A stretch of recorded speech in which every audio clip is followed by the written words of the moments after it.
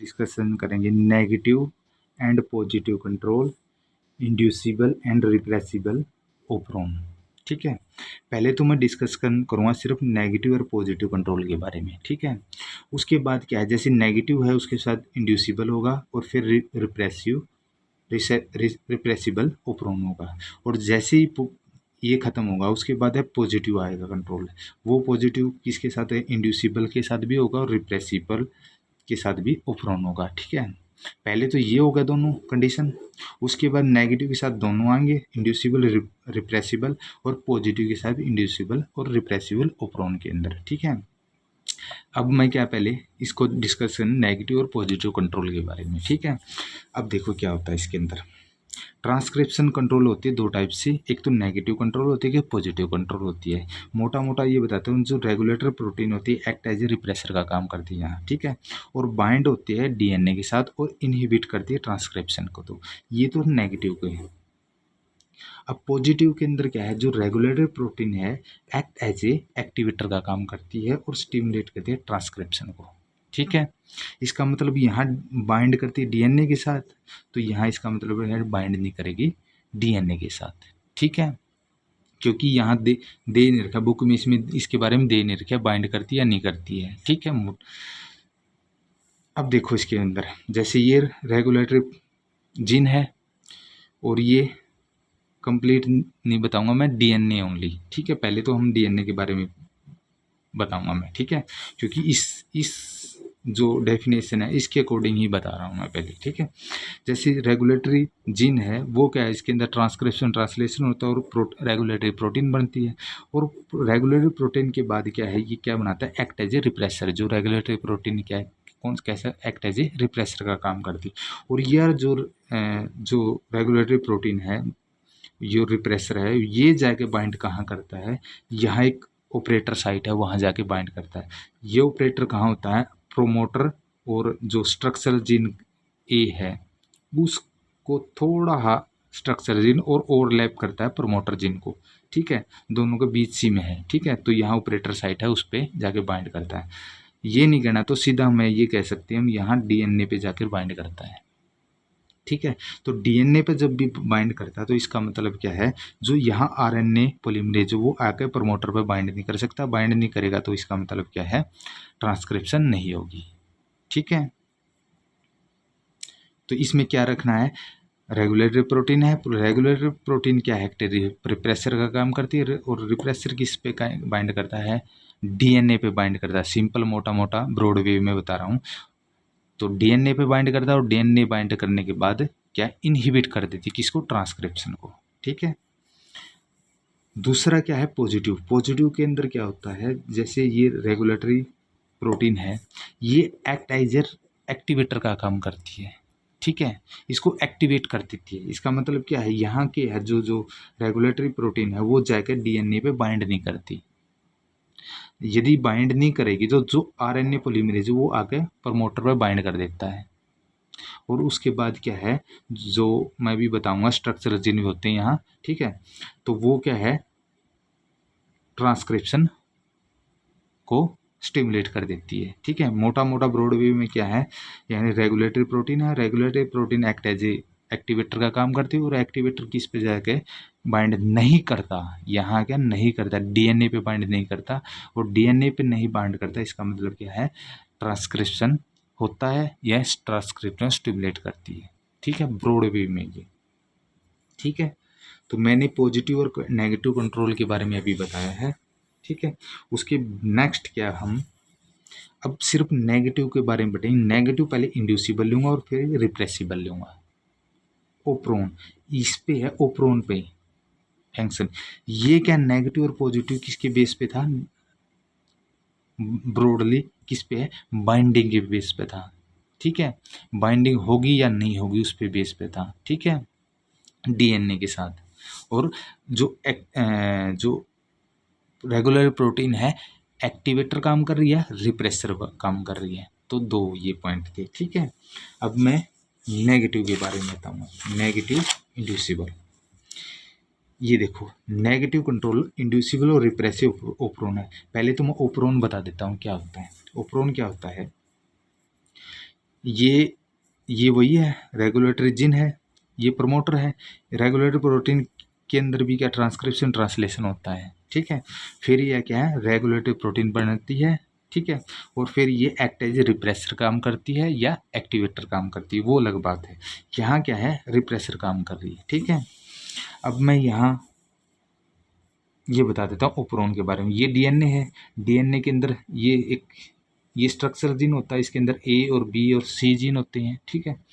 उसके बाद क्या है, यहाँ क्या है, उसके साथ में प्रमोटर होता है, ठीक है। और प्रमोटर के इस साइड में ये क्या है, थोड़ा आगे चल के ये क्या है, आरएनए पॉलीमरेज होता है, ठीक है। और ये प्रमोटर क्या है, प्रमोटर को ओवरलैप कर रहा है ये ऑपरेटर साइट है, ठीक है। थोड़ा स्ट्रक्चर जिनको भी इंक्लूड कर सकते हो आप, नहीं करना चाहते तो कंप्लीट ही प्रमोटर को ओवरलैप करती है ऑपरेटर साइट। ये ऑपरेटर साइट कौन सी साइट होती है, ये क्या है, इस पे रिप्रेसर आके बाइंड करेगा या नहीं करेगा वो होता है, ठीक है। अब नेक्स्ट क्या आता है, यहाँ देखो ओप्रोन, मैंने बताना था ओप्रोन। ओप्रोन कौन सा था, ये जो प्रमोटर है और स्ट्रक्चरल जीन है, और इसके अंदर ऑपरेटर साइट भी आएगी, ठीक है। इन सारे को मिला के ये है ओप्रोन बनता है, ठीक है। ये ओप्रोन इंड्यूसिबल है, रिप्रेसिबल है, उस पर वर्क करेगा, ठीक है। तो ईब क्या है, नेगेटिव कंट्रोल पढ़ेंगे। नेगेटिव कंट्रोल क्या है, जो मैंने अभी बताया था, जो रेगुलेटरी प्रोटीन के एक्ट एज ए रिप्रेसर का काम करती, और रिप्रेसर का काम करती, इसका मतलब क्या है, ये ऑपरेटर साइट पे, यहाँ ऑपरेटर साइट है कौन सी, जो ओवरलैप करी प्रमोटर पे, और या थोड़ी ही क्या है, जीन वाली भी इंक्लूड कर सकते हैं आप, ठीक है। स्ट्रक्चर में दिखा रखा है, वैसे तो उस साइड पे तो इस पे ओवरलैप करी है प्रमोटर पे, तो यहाँ जाके क्या ऑपरेटर साइट पे बाइंड कर देगी। और बाइंड करने के बाद क्या है, जो आरएनए पॉलीमरेज है, जो यहाँ के प्रमोटर पे बाइंड नहीं करेगा, और बाइंड नहीं करेगा तो इसका मतलब क्या, इनहिबिट कर देगा इसको, या ओप्रोन को रिड्यूस कर देगा, ठीक है। ताकि इनहिबिट के कारण जो स्ट्रक्चर जीन है वह ट्रांसक्रिप्शन नहीं कर सके, ठीक है। ये बात होगी। अब यहाँ क्या है, मेन पॉइंट क्या आता है, इंड्यूस करना। Induce, negative inducible operon act as a activator repressor, ये तो नॉर्मल बात बताई थी मैंने, पीछे भी बताई थी। अब ये है एक्ट एज ए रिप्रेसर का काम करेगी, रिप्रेसर का काम करेगी, तब जाके क्या है, ये बाइंड होगी, बाइंडिंग टू ऑपरेटर साइट है, ठीक है। जो रिप्रेसर क्या है, वैसे तो बाइंड हो रही थी, अभी ये क्या है, प्रमोटर पर जाके बाइंड करेगी, प्रमोटर ओवरलैप हो रहा है प्रमोटर का, और आरएनए पॉलीमरेज को ब्लॉक कर देती है, ये मैंने बात बताई, प्रिवेंट हो रही है। अभी क्या है, दिस सिस्टम को is said to be inducible, transcription is normally off. ये जो यहाँ से है, जो एक्टिवेटर से ऊपर वाला ये रिप्रेसर तक, ये क्या नॉर्मली क्या है, ट्रांसक्रिप्शन यहाँ ऑफ होता है, इनहिबिट होता है। अब क्या है, ट्रांसक्रिप्शन को इंड्यूस करना है, यानी कि टर्न ऑन करना है, ये तो टर्न ऑफ है यहाँ तक, तो ये नॉर्मली तो ठीक है। ये एक्ट एज एक्टिव रिप्रेसर का काम करेगी। एक्टिव रिप्रेसर का काम कैसे करेगी, इसमें क्या ज़रूरत होती है, कुछ मॉलिक्यूल की ज़रूरत होती है। ये तो ये देखो, यहाँ तक तो मैंने बता दिया, ट्रांसक्रिप्शन ऑन होता है, ठीक है। क्यों होता है, नहीं ऑफ होता है, सॉरी, यहाँ तक ऑफ होता है क्योंकि इनहिबिट हो रहा है। अब ट्रांसक्रिप्शन ऑन करना है, ऑन करने के लिए हम यहाँ precautions present, we cell precaution cell होती है जो इंड्यूस कर देती हैं।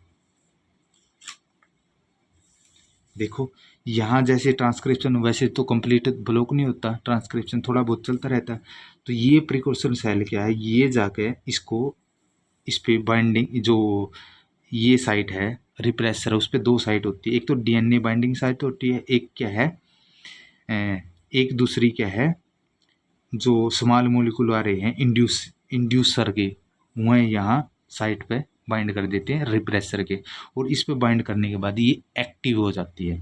एक्टिव होने के बाद ये यहाँ जाएगी ना, यहाँ जाएगी ऑपरेटर साइट पे, तो इसकी जो डीएनए पे बाइंड करने की जो वो थी साइट थी, वो थोड़ा चेंज हो जाएगी। चेंज होने के कारण ये लॉन्गर समय तक यहाँ पर बाइंड नहीं कर पाएगी। और बाइंड नहीं करेगी ऑपरेटर साइट पे, तब आके आरएनए पॉलीमरेज क्या है यहाँ पे आके जो क्या है प्रमोटर पे बाइंड कर देगा आरएनए पॉलीमरेज, और आरएनए होगा स्टार्ट होगा तो इसका मतलब ट्रांसक्रिप्शन स्टार्ट हो जाएगा। ठीक है, अब मैं थोड़ा इसके बारे में, तो इसका मतलब क्या है, जो स्मॉल मॉलिक्यूल आए हैं ये प्रिकॉशन वी के स्मॉल मॉलिक्यूल आए यहाँ आके डीएन इस पर रिप्रेसर पर बाइंड हुए हैं, बाइंड होने के बाद इसको एक्टिवेट कर दिया या इंड्यूस कर दिया, हम इंड्यूस कर, इसको क्या है टर्न ऑन कहते हैं। पहले तो टर्न ऑफ था, अब क्या टर्न होगा, तो इस टर्न ऑन के अंदर क्या ये है इंड्यूसर प्रेजेंट है, इसको बोलते हैं प्रिकॉर्सर भी बोलते हैं। अरे यहाँ है नो प्रिकॉर्सर प्रेजेंट, यानी कि जो पहले की जो रिप्रेसर क्या है, रेगुलेटरी प्रोटीन क्या है रिप्रेसर, यहाँ जाके बाइंड कर देती है और बाइंडिंग रहती है, जो आरएनए पॉलीमरेज या प्रोमोटर बाइंड नहीं करते, तो इसका मतलब क्या है ट्रांसक्रिप्शन नहीं स्टार्ट हो पाता। ठीक है, तो इसको नॉर्मली क्या है टर्न ऑफ कहते हैं। ठीक है, मैं ये बता देता हूँ थोड़ा को इसके बारे में, पढ़ के बाद बता देता हूँ क्या कुछ है। देखो, negative inducible operon in an operon with a negative control at the operator site पर नेगेटिव कंट्रोल करता है। ठीक है, regulator protein act a repressor का काम करती है, these binding to regulator protein to the operator inhibit.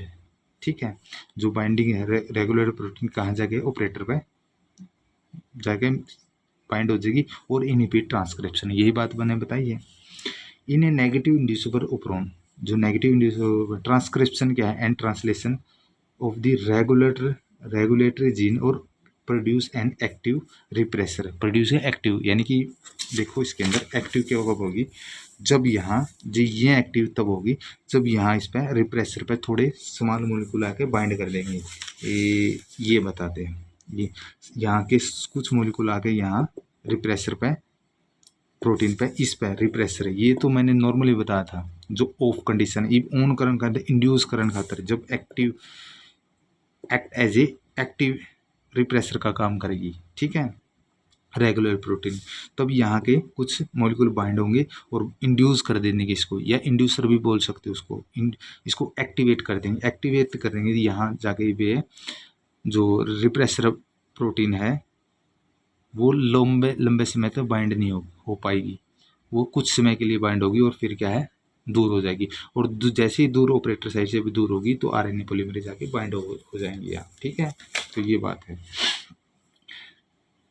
तो रिप्रेसर है एक्टिवेट कर देंगे, active repressor that is readily bind to the operator site because the operator site है overlap with promoter site, overlap करता है। ठीक है, मैंने यहाँ थोड़ा जीन ए के बारे में बताया था कि ओवरलैप कर रहा है।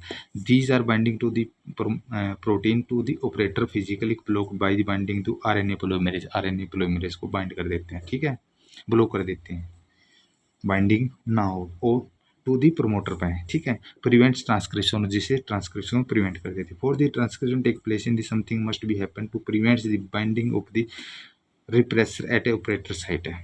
ठीक है, this types of system is said to be inducible and because transcription normally off है। ठीक है, must be turn on induce, इसको ऑन करेंगे तब इंड्यूस करेंगे। ठीक है, transcription is turn on when the small molecule induce bind to the repressor, उस यही बात है, स्मॉल मॉलिक्यूल यहाँ के बाइंड करेंगे। ठीक है, सो दैट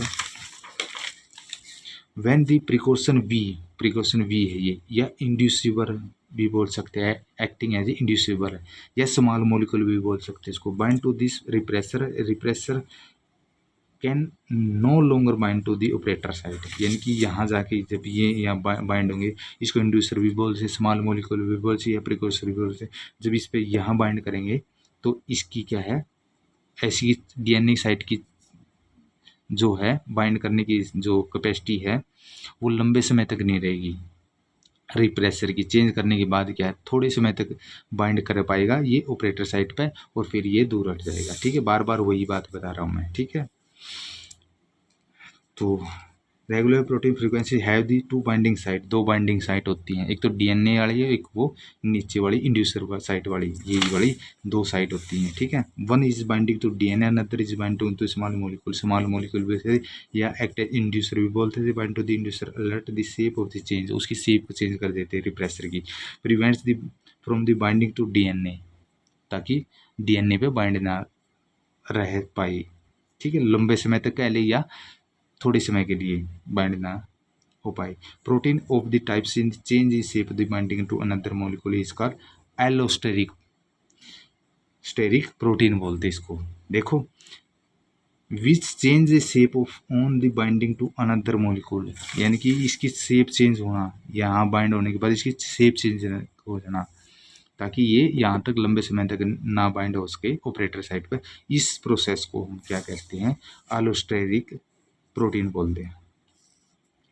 ईब क्या है, व्हेन द इंड्यूसर अब्सेंट है, जब इंड्यूसर अब्सेंट है, ठीक है, तो ये सिंपल होगा, देखिए अब्सेंट है, इसमें कोई प्रोपोर्शन नहीं है, ट्रांसक्रिप्शन ऑफ ही है, तो ये क्या है, सेम है, ये बाइंडिंग रहेगी, तो इसका मतलब आरएनए पॉलीमरेज यहाँ के जो आरएनए पॉलीमरेज है, आरएनए पॉलीमरेज यहाँ के बाइंड नहीं, ऑपरेटर साइड पर बाइंड नहीं हो पाएगा, ठीक है, बाइंड नहीं हो पाएगा, तो ये टर्न ऑफ ही रहेगा, ठीक है।